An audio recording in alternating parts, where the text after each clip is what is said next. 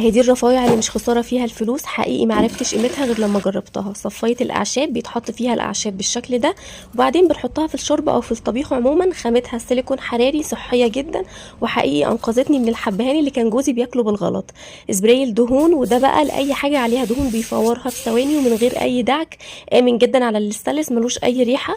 الاختراع ده بقى تحس ان هو تافه شويه، بس هو مهم جدا جدا. رافع الغطا، وده بيمنع الفوران بتاع الاكل. بيتحط بالشكل ده، بيسيب فاصل كده ما بين الغطا وما بين الحله علشان الاكل ما يفرش. واحسن حاجه بقى استخدمتها لتعطير التويلت والحمام عموما هو الاختراع ده. مجرد ما بشيل الغطا من عليها، الريحه طلعت على مناخيري على طول، ثابت. ومع كل مره بنشد فيها السيفون الريحه بتاعته بتطلع اكتر.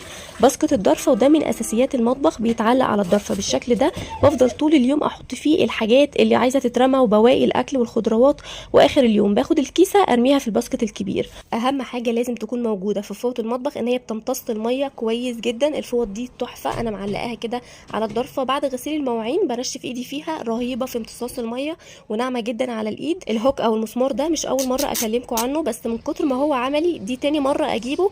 الدبل فيس بتاعه قوي جدا. بصوا انا معلقه عليه المروحه ثابته جدا، ما بيتحركش من مكانه، وكمان بيوفر المساحه. كل الحاجات دي هتلاقوها بسعر حلو قوي عند شوبينج هوم، عامله لها منشن تحت في الكابشن.